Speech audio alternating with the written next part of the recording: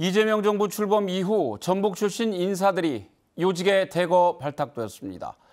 정동영, 김윤덕 의원 등 전북 출신이 4명이나 장관이 되었습니다.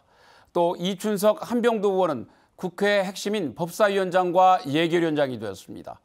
이 같은 상황은 어느 때보다 지역 발전에 대한 기대감을 안겨주고 있습니다. 오늘은 김관영 도지사, 또 한병도 국회 예결위원장과 함께 새 정부에서 전북 발전의 기회와 가능성, 그리고 과제에 대해 이야기를 나눠보겠습니다. 어서 오세요. 네, 맞습니다. 네, 지난해 총선 이후에 전북에서 중진 의원이 대거 늘면서 중앙에서도 무게감이 상당히 커질 것이다, 이런 기대들이 있었는데 최근 상황 정말 기대 이상인 것 같습니다.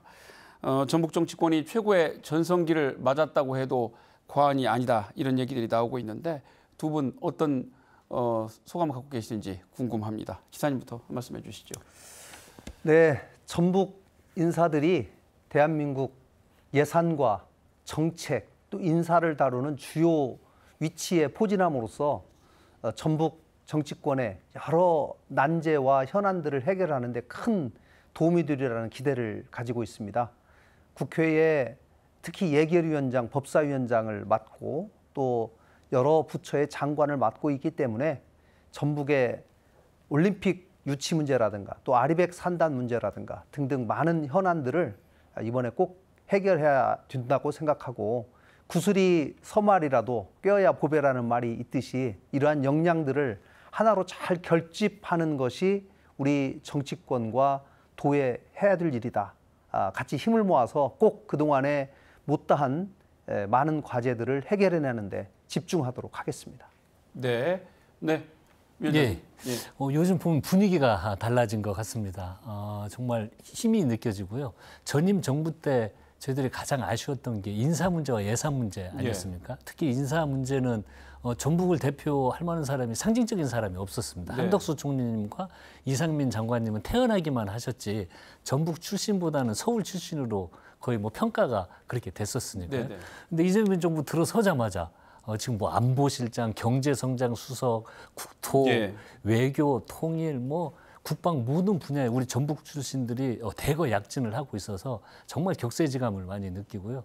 또 하나 정말 아쉬웠던 게 78% 예산 삭감 아닙니까? 국회의원들 삭감하고 우리 여기 계신 도지사님 국회에 오셔서 우리 도민들과 농성하고 예산 확보를 위해서 모두 다 싸웠던 이런 기억들이 있었는데 이제 그럴 일이 없습니다. 더 이상 소외받고 아쉬움을 이야기할 필요가 없고 저희들이 당당히 저희들 전북의 힘으로 예산을 지켜내는 그런 시대가 도래했다, 이런 것들을 느끼고 있습니다. 네,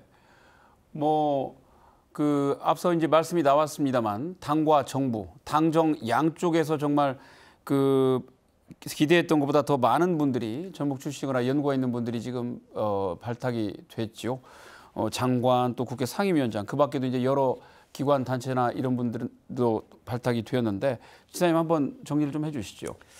네, 저희가 우리 전북의 현역 국회의원님 중에 두 분이 아시다시피 정동영 의원님이 통일부 장관으로, 또 김윤덕 의원님이 국토부 장관으로 두 분이 가셨고요. 또 전북 출신인 외교부 조현 장관님, 또 안규백 국방부 장관님, 또 정성호 법무부 장관님, 이렇게 또 5분이 전북 연구의원으로 이렇게 입각을 하셨고, 또 국회에서는 한병도 의원님이 예결위원장, 또 법사위원장님 이춘석 의원님, 또 환경노동위원장의 안우영 의원님, 이렇게 세 분이 국회의 중요한 핵심 상임위원장을 맡고, 또 청와대에서는 유성락 우리 안보실장님, 또 하준경 경제성장수석, 이렇게 곳곳에 중요한 인사들이 많이 포진되어 있어서 앞으로 전북의 여러 현안을 해결해 나가는데 크게 도움이 될 것 같습니다. 특히 강희엽 국토부 장관, 또 김의겸 새만금 청장님, 김명수 국무조정 차장님, 이런 분들 핵심 또 일을 하는 이런 곳에 포진이 되어 있어서 또 현실적으로 여러 가지로 도움이 될 것 같습니다. 또 하나 제가 말씀드리고 싶은 것은 전북연구원에 저희가 석좌연구위원으로 이렇게 모셨던 분들이 중앙의 주요 요직에 지금 발탁이 됐다는 것인데요. 이한주 위원님은 국정기획위원장으로, 또 구윤철 위원님은 기재부 장관으로, 또 민기 위원님은 국무총리실 비서실장으로, 또 김병욱 위원님은 대통령실 정무비서관으로 이렇게 또 발탁이 돼서 전북을 가장 잘 아시는 분들이 또 중요한 위치에 가 계시기 때문에 저희들이 소통하는데 한결 나아졌다, 이런 말씀을 드릴 수 있겠습니다. 한 분 한 분 꼽아 보니까 정말 뭐 두 손으로 모자라는군요. 굉장히 생각보다 많은데, 한병도 위원장님께서는 지금 전북 출신으로는 19년 만에 그 예결 위원장이 되셨습니다. 정말 뭐 그 모든 국회의원들이 사실 탐내는 자리고, 모든 또 시도에서 자기 지역 출신이 또 되기를 원하는 자리이기도 한데, 벌써 지난번에 추경 때 상당히 여러 가지 또 활약을 하셨다고 들었습니다. 최근에 화제가 되고 있는 피지컬 AI 예산도 상당히 이례적으로 좀 반영이 됐다고 그러는데 추경 과정도 좀 설명 좀 해주시죠. 저희들이 우리 전라북도의 뭐 새만금 사업을 넘어서서 새로운 신성장 동력을 무엇을 창출할 것이라는 거는 많은 고민이 있었습니다. 그래서 이제 정부에서 이번에 426억 원 중에서 229억 원을 피지컬 AI 관련 우리 전북에 배정을 한 것입니다. 그런데 그게 정부안에 반영이 안 됐었습니다. 이제 정부안에 반영이 되고 기재부와 논의를 해서 반영을 시켜야 되는데, 상임위에서 우리 정동영 의장님이 강력히 주장을 하시고 정말 저한테 하루에 한 번씩 전화하시더라고요. 이거 꼭 해야 된다. 우리 전라북도 새로운 먹거리를 만들어야 되는 거 아니냐. 바로 우리 김관영 지사님도 전화 주셔가지고 이거 정말 필요한 사업이다. 이게 이제 229억 원은요, 시작입니다. 이건 마중물에 불과하고 이건 1조 원 정도를 확보를 해서 피지컬 AI를 우리 전북이 주도하고 대표하는 새로운 사업을 발굴해내는 거거든요. 근데 정부안도 반영이 안 됐는데 우리 지사님 설명 또 전화 주시고, 또 이원택 의원 도당위원장 전화 주셔서 정말 행정 의원들이 똘똘 뭉쳐가지고 저한테 매일 전화를 하고, 저희들도 똑같은 마음 아닙니까? 그래서 저희들이 통과를 시켰고, 이 AI가 중요한 게 지금 전 세계가 AI 거의 전쟁 중입니다. 미국과 중국이 압도적 경쟁력을 확보를 하고 있고요. 예를 들어서 유럽 같은 경우에는 프랑스, 또 아시아에서는 우리 한국 정도가 그 AI 분야에서 투자를 많이 하고 관심을 가지고 있습니다. 이게 중요한 게, 이재명 정부에서는 향후 대한민국 먹고 살 문제를 AI에 집중 투자해서 경쟁력 있는 나라로 만들겠다는 게 주요 국정 과제입니다. 거기에 저희들이 피지컬 AI를 229억 원을 확보를 하면서 향후 사업들을 과감히 추진을 할 수 있기 때문에 이제 국내에서도 또 경쟁을 할 거 아닙니까? 거기에 선도적인 저희들이 앞으로 역할을 할 수 있는 의미 있는 예산을 정말 똘똘 뭉쳐가지고 저희들이 이번에 확보를 했습니다. 우리가 왜 통상적으로 국가예산 신규 사업 같은 경우에는 뭐 5억, 10억, 20억부터 이렇게 첫 해에 시작을 하는데, 그것과 견줘봐도 뭐 굉장히 규모가 큰 것 같습니다. 첫 해에. 그렇습니다. 그리고 이게 정부 안에도 반영이 안 됐는데 정말 여기 지사님, 우리 의원님들 도민의 열망이 똘똘 뭉쳐가지고 그 의지와 열정이 저는 만들어냈다고 생각을 합니다. 알겠습니다.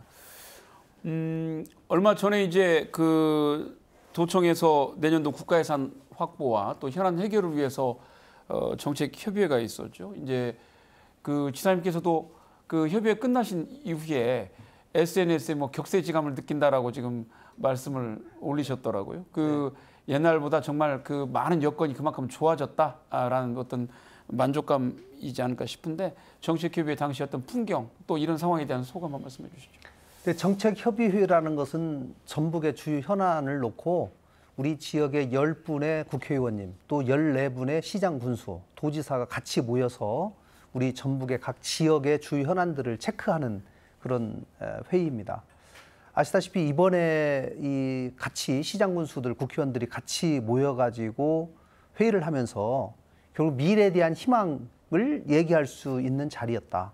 그리고 분위기가 그 어느 때보다도 활기차고 한번 해보자, 해낼 수 있다라고 하는 자신감을 얘기하면서 서로가 서로에게 느끼는 그런 자리였다라고 생각합니다. 이제 앞으로는 그러면은 이렇게 가능성이 있는 것을 과연 해낼 수 있을까라고 물음표를 가졌다면, 이제는 역시 해냈다라고 하는 느낌표로 바꿀 수 있도록 그동안 주요 현안들을 꼼꼼히 챙기고, 특히 국회에 또 내각의 주요 인사들에게 긴밀하게 소통하고 협력하면서 전북의 현안을 해결해 내야 될 것은 또 우리의 과제다 이렇게 생각합니다. 네.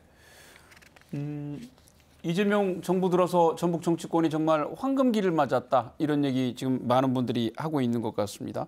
한병두 위원장님 이제 예결위원장으로서 앞으로 이제 도정 책임자인 김 지사님과도 많은 그 긴밀한 협의를 하시겠습니다만 이제 국가예산 확보라든지 어떤 그 사업들 우선적으로 좀 챙기실 계획이신지요? 예, 방금 저희들이 논의를 했던 피지컬 AI 관련 이것을 추경에 반영을 했기 때문에 향후 내년에서도 더 예산을 투여해서 사업들이 신속하게 추진될 수 있도록 중점적으로 관심을 가질 거고요.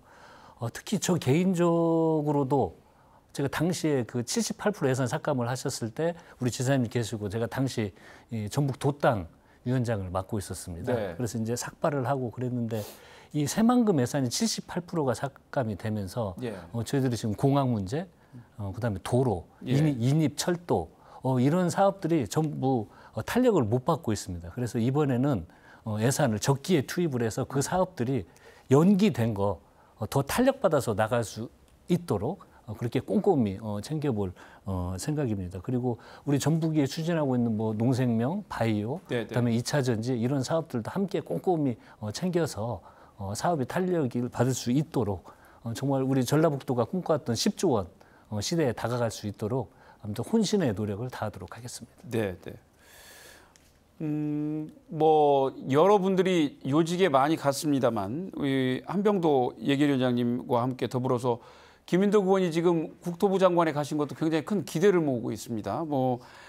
방금도 SOC 관련 말씀이 나왔습니다만은 우리가 SOC가 지금 다른 시도에 비해서 굉장히 뒤처져 있고 사실은 대광법 후속 조치도 해야 될 것이 굉장히 많은데 경제성 입증이랄지 국가 중장기 계획에 반영시키는 것은 현실적으로 굉장히 어려운 부분이 있다 보니까 그런 상황이기도 합니다. 이제 김윤덕 장관과 더불어서 강의업 차관까지 또 임명이 돼서 더 기대가 커지는 것 같은데 어떻게 좀 일할 맛이 좀 나실까요? 어떻습니까? 사실 이런 기회는 전북 역사상 없었죠. 그렇죠. 국토부 장관과 도로 철도를 담당하는 차관까지 전북 출신 인사가 동시에 맡는 일은 참 역사상 처음 있는 일이기 때문에 그만큼 저희 도민들의 기대가 큰 것이 사실입니다. 그동안 저희 도의 주요 SOC 사업들이 먼저 국토부에서 만드는 중장기 계획에 들어가야지 그 다음에 일이 진행되는 것이기 때문에 그동안은 이 중장기 계획에 넣는 작업부터 참 어려웠거든요. 그래서 이번에 지금 대광법이 또 올해 어렵게 통과가 돼서 이 전북에 많은 기대감을 주고 있기 때문에 대광법에 따른 광역교통계획이 지금 올 8월 말까지 국토부에서 저희가 올리게 되어 있습니다. 얼마 전에 전주대학교에서 강의업 2차관이 직접 참석을 해서 전북의 여러 SOC 과제들을 대광법 그 후속 조치로 광역교통망 계획에 반영을 하도록 하겠다라고 말씀을 주셨기 때문에 그 어느 때보다 기대가 큽니다. 반드시 계획에 정상적으로 반영될 수 있도록 하고 우리 한병도 의원님 또 예결위원장 계실 때 올해 그동안 2년 전에 새만금 예산이 깎이다 보니까 일부 정상화됐어도 또 여기를 기반으로 해서 예산이 편성이 되다 보니까 지금 사실 문재인 정부 때에 비해서 많이 내려간 것이 사실입니다. 전체 총액이 약 1조 원 이상의 규모에서 지금 5천억 정도의 규모로 좀 많이 떨어져 있거든요. 절반 정도로 떨어져. 네, 그리고 이 부분을 반드시 원상 회복시켜야 되겠다. 그리고 그런 것들이 특히 새만금에 관한 SOC, 공항, 철도, 도로 관해서 정상적인 속도를 낼 수 있도록 이번 기회에 힘을 모아야 되겠다고 생각합니다. 네, 그 지사님 언급해 주셨던 강의업 차관이 단순히 지역 출신이고 교통 담당이라서가 아니라 이 지금 직전 또 자리가 그 밀접한 관련이 있는 자리에 있었기 때문에 이해도가 훨씬 높다는 점에서 기대를 해볼 수 있는 것이죠. 대광법 통과될 당시에 대광위원회 위원장을 맡고 계셨고 그 상황에서도 대광법 통과하는데 굉장히 많이 도움을 주셨어요. 그리고 그 이후에 수속 조치하는 과정에서도 정말 애정을 가지고 여러 가지 중요한 코치들을 해주셨는데 더더욱 이번에 차관으로 가셨기 때문에 잘 챙겨주실 것이라고 생각합니다. 네. 알겠습니다. 기대를 좀 해보겠습니다. 이재명 대통령 3년 전에도 그랬고 이번 대선 과정에서도 전북에 대해서는 삼중 소외론 이야기를 참 많이 했습니다. 이제 그만큼 새 정부의 어떤 그 인사 중용 굉장히 큰 기대를 낳고 있는데요. 우리가 지금 최근에 놓고 보면 강원이나 충북보다도 뒤지고 있다. 뭐 이런 그 비관적인 평가들이 나와서 상당히 그 암울했는데 어쨌든 이번 현 정부에서 여러 가지 성장과 발전의 계기, 발판 마련해야 하지 않는가 싶습니다. 뭐 여러 가지 현안들이 있을 수 있을 것 같은데 위원장님 보실 때는 이 현 정부 아래서 이것만큼은 좀 해결해야 되지 않겠느냐 어떤 것들이 있을까요? 그 이제 전하고는 달라져야 됩니다. 네. 그리고 저희들이 직을 뭐 장관 많이 하고 국회 주요 상임위원장을 역할만 맡았다는 건 의미가 없겠죠. 네, 네. 역할이 주어지면 이제는 성과를 내야 되는 굉장히 중요한 시기라는 생각이 들고 이제 저는 이렇게 평가를 많이 하고 있습니다. 노무현 정부 때는 그 전에 전북 출신들이 너무 소외됐습니다. 산업적으로도 전북은 관심이 없었고 네. 그리고 굴뚝 사업 중심에서 철저히 소외된 지역 아니었습니까? 그리고 호남 내에서도 소외됐기 때문에 삼중 차별 예. 이야기가 나오는 거고요.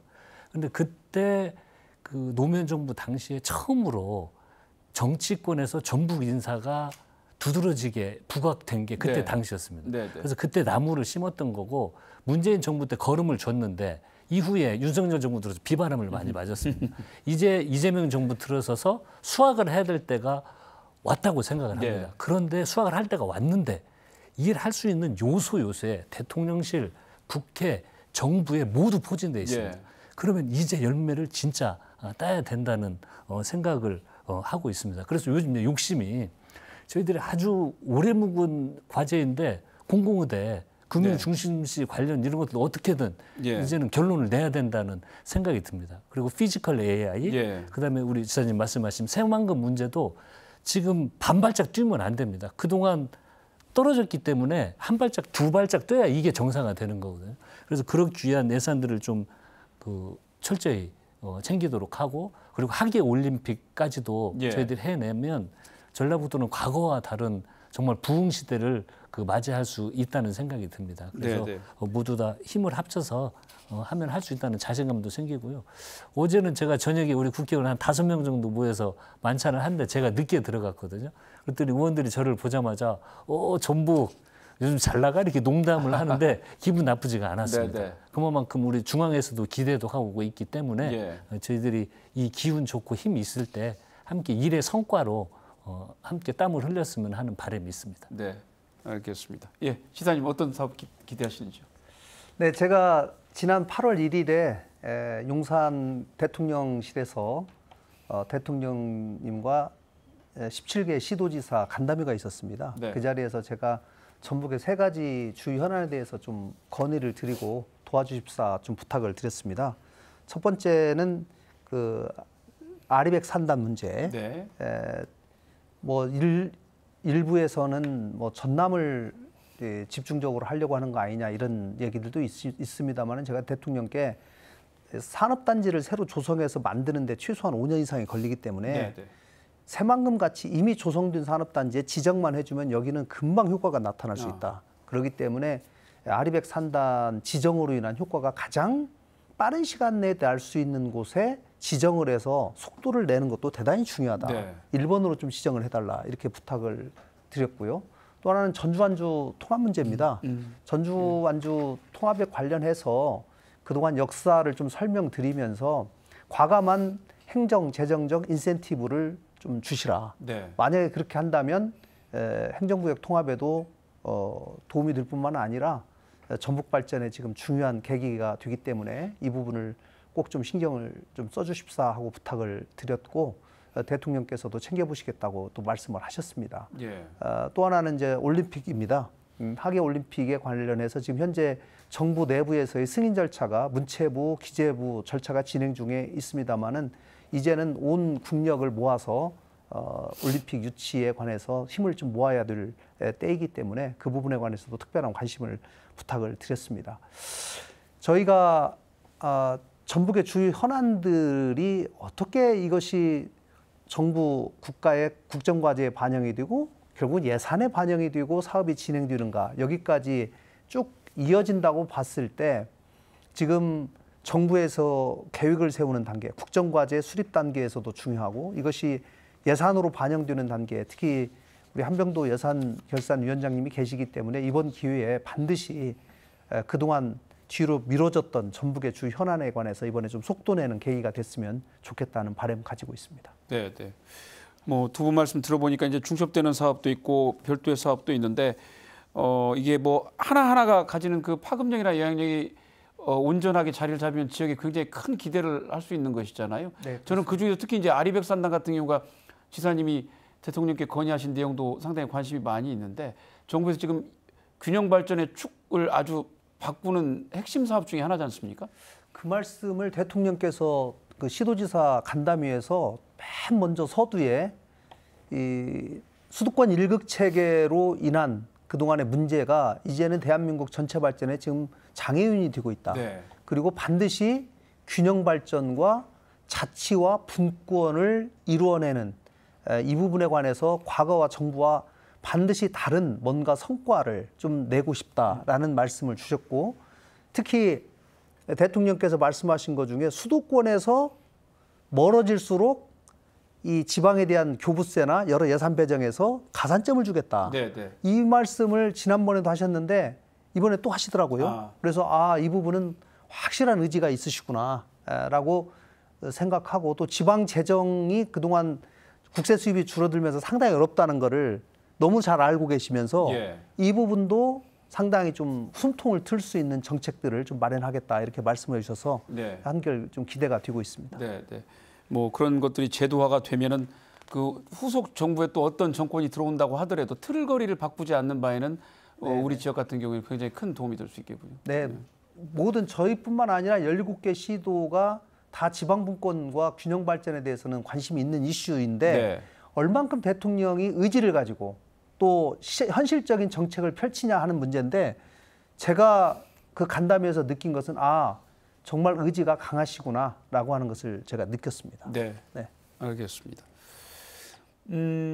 돌아보면 지금까지 그 대한민국의 역대 정부 가운데 전북에 가장 많은 그 애정과 관심을 보인 정권은 문재인 대통령 때가 아닌가 싶습니다.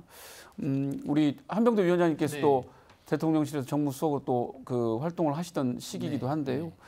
문 대통령 어떻게 해서 그 당시에 이 전북에 대한 이런 관심, 애정 많이 갖게 됐는지 궁금하고 특별히 또 도민들에게 소개해 주실 만한 그 당시에 어떤 에피소드가 있는지요. 그 대통령께서 전환의 시대에 우리 전북이 가지고 있는 성장 잠재력, 즉 친환경적 미래 산업을 발굴하는데 국제 경쟁력을 확보하기 위해서는 전북에 우리 잠재력이 있다라고 평가를 하셨습니다. 제 기억으로도 아마 공식적인 행사에만 문재인 대통령께서 9차례 전라북도를 방문하셨거든요.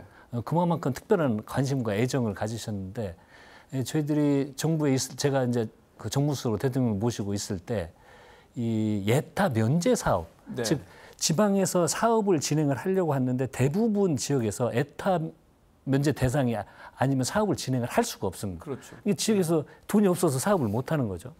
그럼 각 지역의 주요 사업을 면제 사업을 진행을 하자라고 하면서 전북 논의를 하는데 이제 당시 송하진 지사님께서는 새만금 국제공항을 꼭 하고 싶어 하셨습니다. 그런데 당시에 부처에서도 반대하고요. 우리 대통령실 내에서도 상당 부분 반대가 있었습니다. 그리고 당에서도 일부 반대가 있었습니다. 그러니까 반대하는 의견이 많으니 추진하기 어려움이 있었잖아요. 당시에 이제 우리 전라북도에서는 이 새만금이 그리고 전라북도가 발전해서 국제공항이 꼭 필요합니다. 새만금 국제공항 해주십시오라는 요청이 강하게 있었고 송하진 지사님은 거의 절박했습니다. 다음에 또 우리 이원택 지금 도당위원장은 당시에 그걸 담당하는 행정관이었습니다. 그래서 내부가 하나로 통일이 안 되니까 대통령 믿고 고민이 많으셨어요.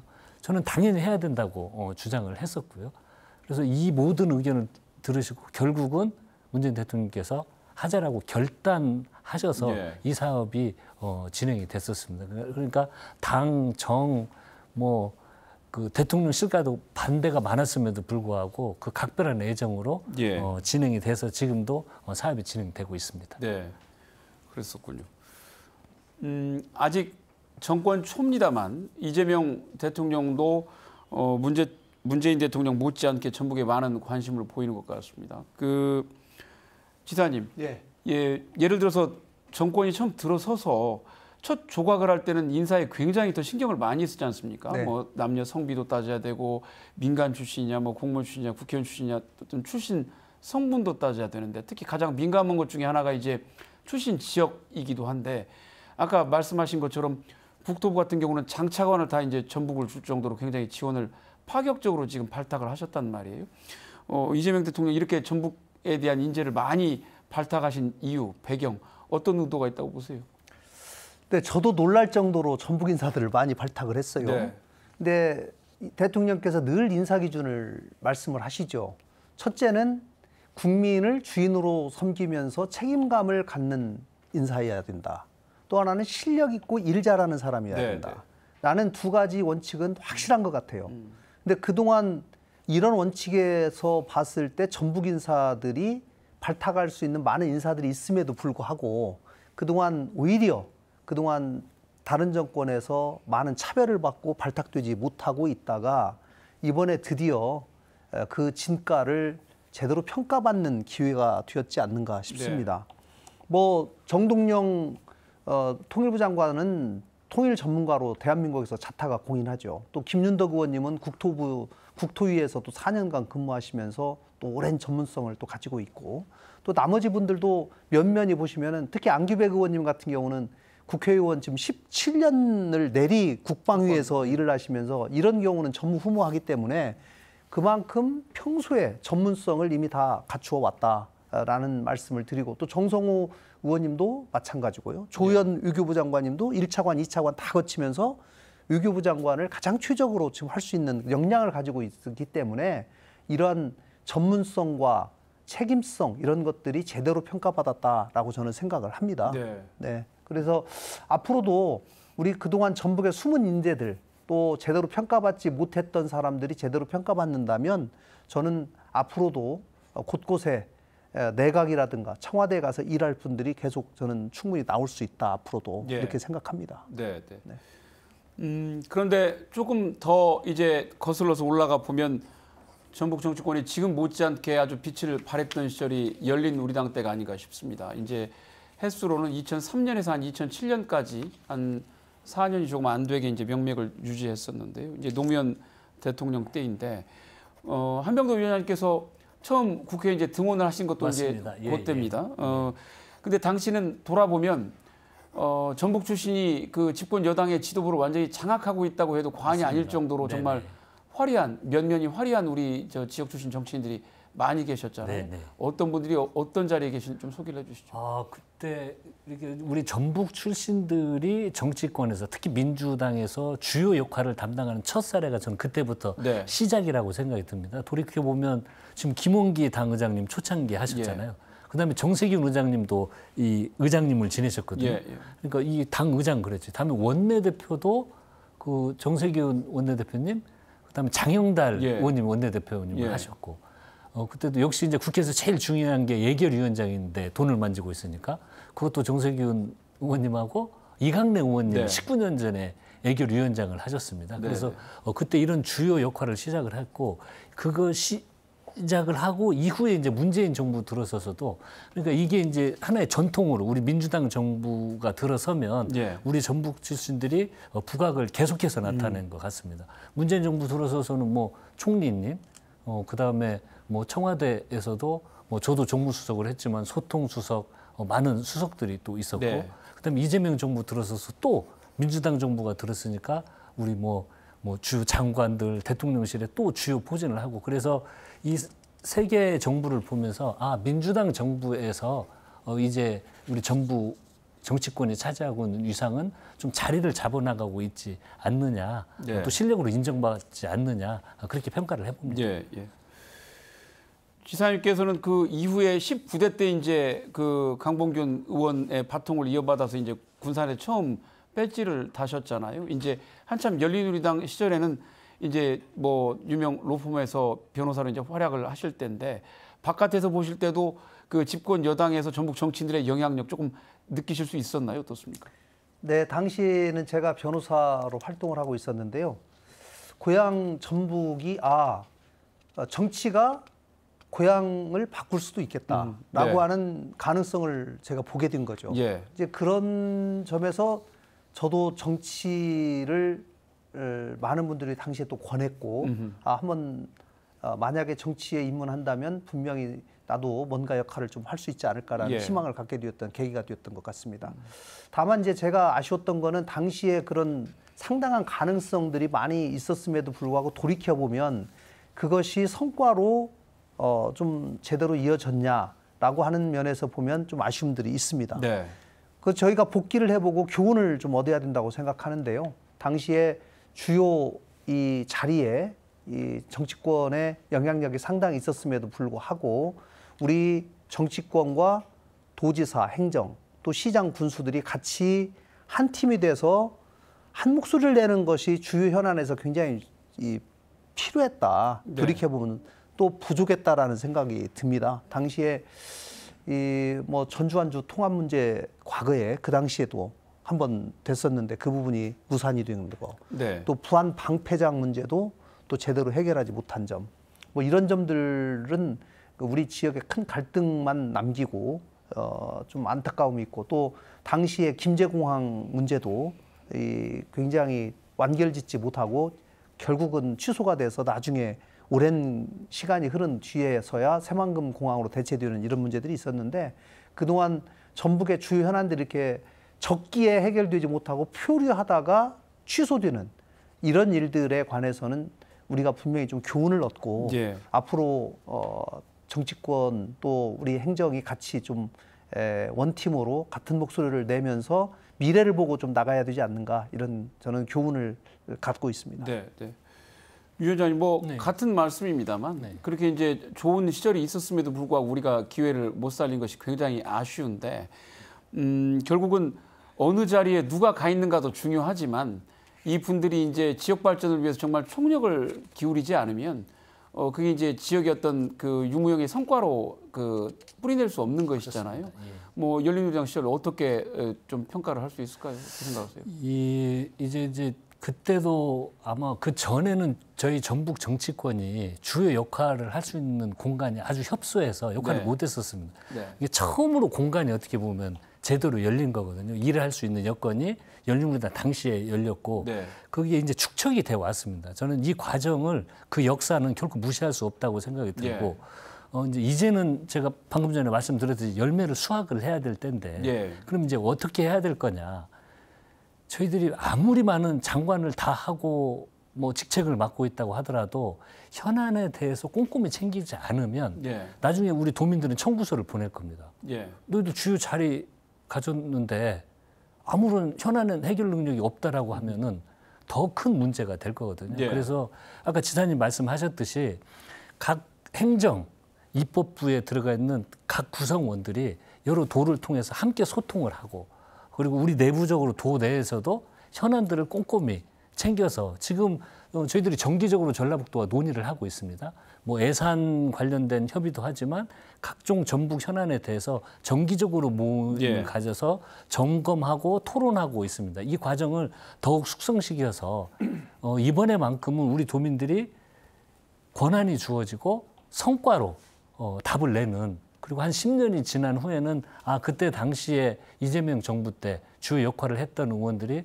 이런 성과를 냈다는 걸 꼭 이야기할 수 있도록 함께 노력을 하면 저는 아주 긍정적으로 좋은 성과를 충분히 낼 수 있다고 생각이 듭니다. 네, 네. 뭐 반복되는 얘기일 수 있습니다만은 행정과 정치권의 공조, 뭐 아무리 강조해도 지나침이 없을 것 같습니다.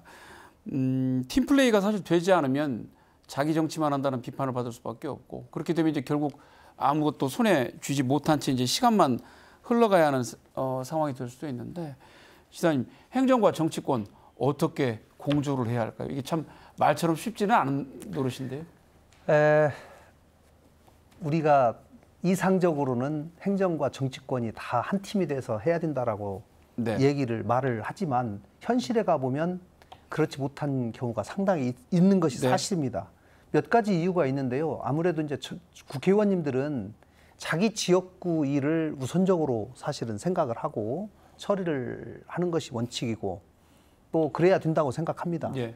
도지사는 아무래도 도 전체를 또 봐야 되는 것이고요. 특히 지역구 의원님들 간에 서로 갈등이 있는 경우가 또 있어요. 예.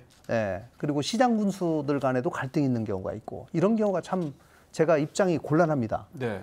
그러나 그냥 뒷짐지고 있을 수는 없는 거죠. 도지사로서는 갈등 조정 능력을 발휘하고 또 공론화 과정을 거치고 의사결정을 최대한 투명하게 해서 전북 전체를 봤을 때 그래도 양쪽이 이렇게 조금 양보를 해서 같이 가면 좋겠다. 네. 라고 나름 굉장히 고민해서 안을 내는데 네. 그것조차도 또 시장 군수님들이나 아니면은 국회의원들이 볼 때는 또 자기 입장에서 보면은 굉장히 마음에 안 드는 경우가 상당히 예. 있다라고 생각합니다. 그러나 그런 부분에서 저는 조금 한 발씩만 양보해 주시고 역지사지를 하면 지금은 우리 지역에 조금 다소간에 손해가 나는 것 같지만 중장기적으로는 훨씬 더 나은 방법이다라고 하는 그런 역지사지의 마음과 우리 지역 내에서의 문제이기 예. 때문에 그런 부분에 관해서는 조금씩만 한번 상대방을 이해하는 그런 노력 이런 것들이 같이 된다면 행정과 정치권이 원팀이 되는데 큰 도움이 되리라고 저는 생각합니다. 네, 네. 네. 위원장님, 이 뭐 공조 원팀 사실 굉장히 어려운 얘기예요. 그 아까 이제 위원장님 말씀처럼 정기적으로 뭐 협의하고 있다고 하시지만 최근에 지금 제가 알기로는 의원님들이 지금 불참하시는 경우가 좀 많이 있고 뭐 이제 여러 가지 뭐 개인 일정도 있겠습니다만 중요한 현안마다 조금 좀 소극적이다 이런 말씀들이 뭐 여러 또 저 언론들을 통해서 얘기가 나오고 있는데 이 역할 분담 또 공조 어떻게 해야 될까요? 저는 이게 이제 계엄과 이런 과정 그리고 네. 바로 계엄 이후에 대통령 선거가 진행이 되면서 예. 정말 여의도 정치권이 숨가쁘게 돌아갔습니다. 그래서 일부 이제 그게 중복이 되면서 좀 참여가 네. 그 과정에 조금 적은 부분이 있는데 네. 그 원팀 정신은 저는 흩어지지 않았다고 생각이 예. 듭니다. 그런데 이제 어떻게 보면 이 차이와 때로는 갈등 이건 자연스러운 현상이거든요. 예. 사람 3명만 있어도 의견을 통일시켜 나가는 과정은 어렵습니다. 네. 당연히 때로는 시, 군, 정치권 생각이 다르죠. 그리고 서로 간의 입장이 있죠. 근데 이것을 논의하고 토론하는 건 자연스러운 현상입니다.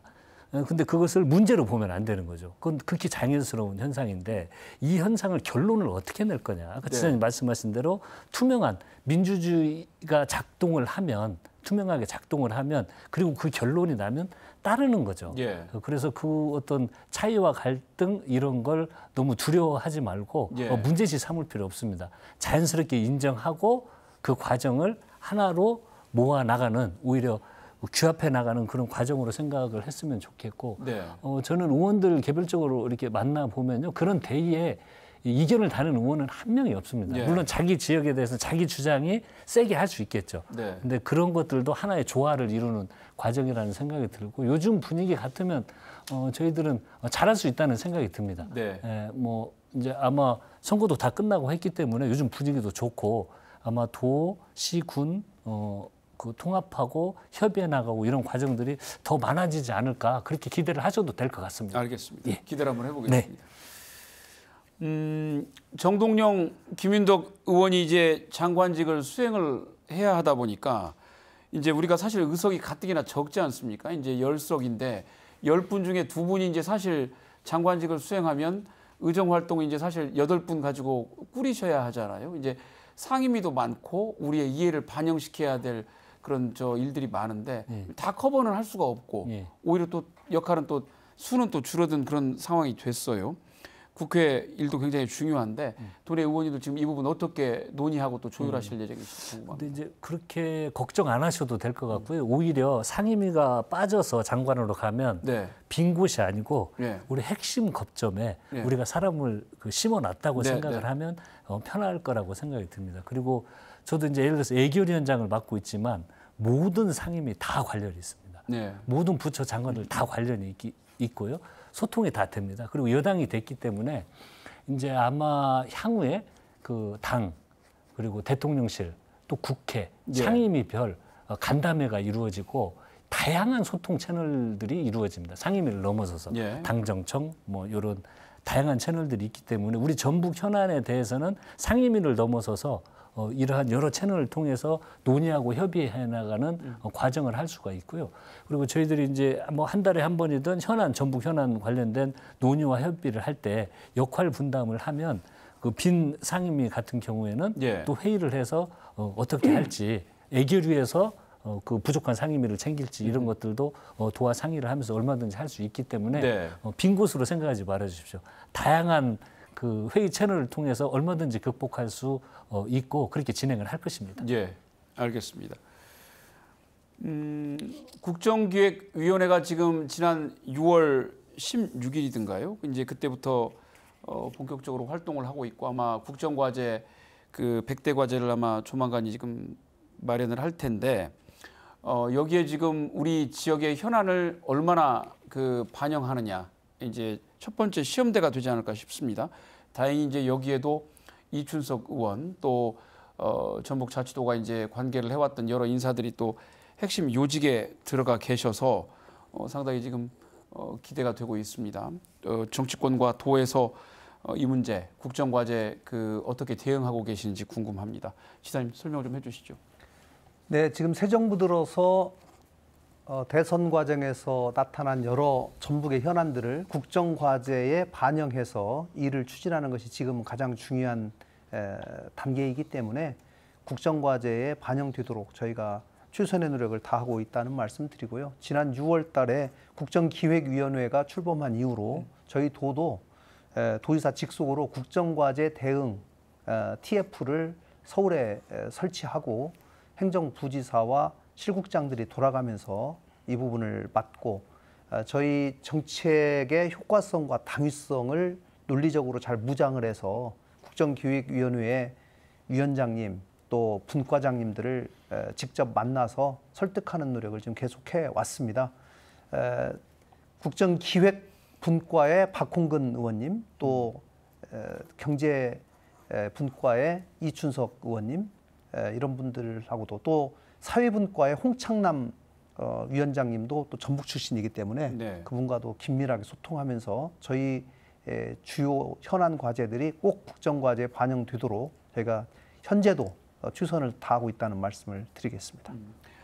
아까 그 지사님 저 이한주 위원장 비롯해서 여러 가지 관계하셨던 분들 네트워킹도 말씀을 해주셨잖아요. 네. 그 부분도 좀 소개를 해주시겠어요? 저희 좀 기대를 해봐도 될까요? 어떻습니까? 네, 뭐 저는 저희의 주요 현안들이 국정과제로 반드시 반영되도록 많은 노력을 해왔고 또 중요한 의사결정 단계에 있는 분들이 이 부분에 관해서 그동안 많이 도와주셨기 때문에 대부분 국정과제에 포함이 될 수 있을 것이라고 기대하고 있고 마지막까지 하나라도 더 들어가도록 최선의 노력을 다하고 있습니다.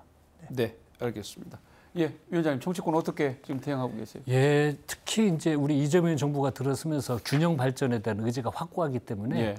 균형 발전에서 우리 전북의 목을 찾는데 주요 좀 국정 과제에 반영되고 기획위원회에서 논의될 수 있도록 계속 역할을 하고 있습니다. 예.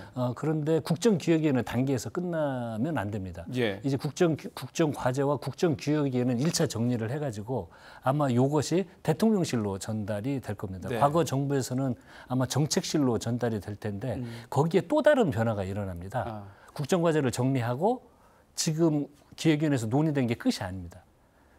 이 논의된 걸 토대로 대국민 발표를 한 다음에 이것은 대통령실로 이전이 되면 좀 더 면밀하게 세부적으로 검토가 될 겁니다. 네. 뭐 예산 문제, 뭐 균형 발전의 문제, 지역의 문제 이런 걸 모두 다 검토를 하거든요. 그래서 이 단계에서 대통령실로 가다 가면 또 2차 대단히 중요한 일이 진행이 되는 겁니다. 그래서 예. 우리 전라북도 정치권은 기획이 지금 국정과제 단계는 거의 마무리 단계이기 때문에 이걸 넘어서서 대통령실로 전달이 되면 그 세부 사업들이 시기적절하게 진행될 수 있도록 계속 관심을 가지고 아마 정책실로 이전이 될 텐데 담당 비서관과 소통을 하는 이런 준비까지 다 해서 관심을 가지고 진행을 해야 이 사업이 꾸준히 되는 겁니다. 그래서 예. 그냥 정리했다고 끝나는 게 아니고 향후 5년 동안에 추진되는 것들을 면밀히 검토를 할 필요가 있습니다. 네, 그렇군요. 이재명 정부 들어서 특히 균형 발전에 대한 의지 아주 강하게 피력을 하고 있습니다. 여러 가지 이제 핵심 정책들의 틀거리도 지금 바뀌지 않을까 싶은데 뭐 이런 면에서 대통령이 바뀌고 난 뒤에 정책 기조 자체가 지금 바뀌는 모양새입니다.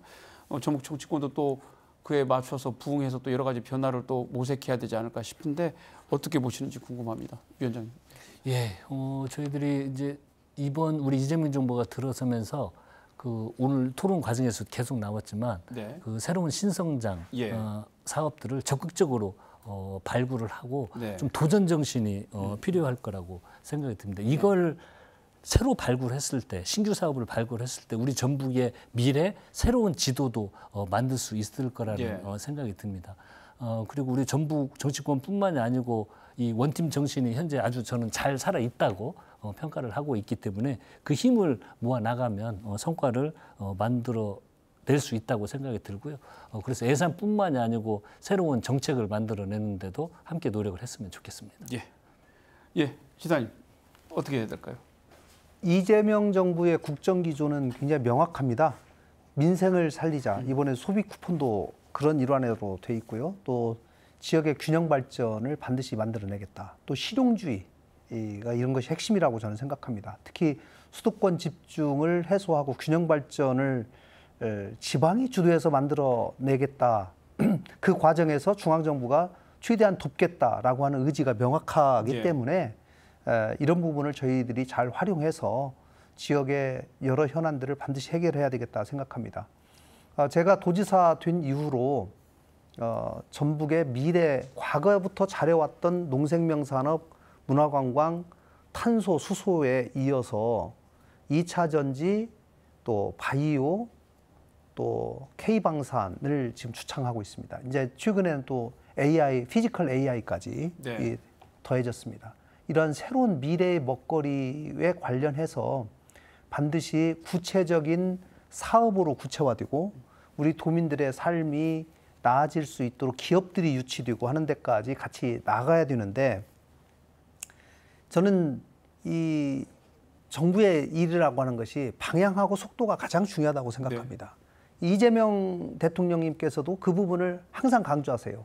행정은 속도다라는 말씀을 하시는데 이번 기회에 우리가 주요 포스트에 우리 전북권 인사들이 가 있기 때문에 그분들이 같이 긴밀하게 의논을 하면 그동안의 속도 면에서 상당히 뒤졌던 이런 부분들을 만회할 수 있는 기회다 생각하고 지금은 대한민국 전체 17개 자치단체가 지방정부가 굉장히 치열한 경쟁을 하고 있고 또 우리나라도 해외하고 경쟁을 하고 있기 때문에 이 속도라는 것이 대단히 중요한 경쟁 요소다라고 생각을 하고 이 부분을 정치권들과 긴밀하게 협조하고 의논해서 저희가 원팀 정신으로 반드시 돌파해 나가야 되겠다 이런 생각 같습니다. 네, 알겠습니다. 전북 정치권 정말 그 절호의 기회를 맞았습니다. 마지막 질문을 드려야 될 것 같은데요. 어느 때보다 이 훌륭한 기회를 맞아서 온전한 전북목 찾기를 위한 각오, 두 분의 각오 말씀 한 말씀씩 듣겠습니다. 예, 시사님부터 부탁드립니다. 네, 전북이 드디어 제 몫을 찾을 수 있는 절호의 기회를 맞이했습니다. 이것은 결국 사람이 해냅니다. 또 여기에 더해서 우리 도민들의 열정과 마음이 같이 모아져야 됩니다. 최근 전북의 가장 중요한 현안인 2036년 전주 하계올림픽 유치 문제, 또 전주 완주 통합 문제, 새만금을 어떻게 글로벌 수준에 맞는 규제 특구로 만들 것인가 이러한 중요한 과제에 있어서도 우리 도민들이 같이 마음을 모아주고 내 지역이 아니니까 나는 관심 없다가 아니라 우리는 지금 공동 문명체입니다. 전북 전체가 하나로 묶여 있다고 생각합니다. 저기가 잘못 뛰면 나도 잘못 뛴다라고 하는 그런 연대감을 가지고 같이 관심을 가져주시기를 꼭 부탁드리고 저희가 속도감 있는 현안 과제 해결을 위해서 더더욱 전북 인사들과 긴밀히 소통하고 또 도당 위원장님 이원택 위원장님과 같이 손잡고 도지사로서 정치권과 더욱 긴밀하게 협조해 나가도록 그렇게 하겠습니다. 지켜봐 주십시오. 네, 위원장님. 예. 우리 전북 도민들께 다짐의 말씀을 드리겠습니다.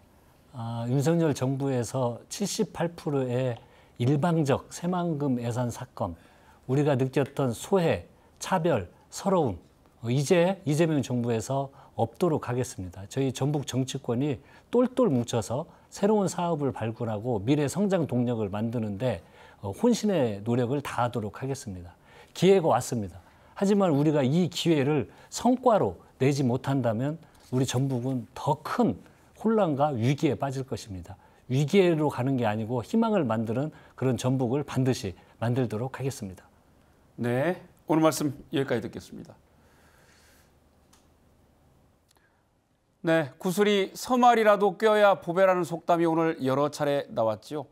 각각의 역량과 역할도 중요하지만 소통과 단합된 힘이야말로 전북의 미래를 바꿀 더 큰 원동력이 될 수 있습니다.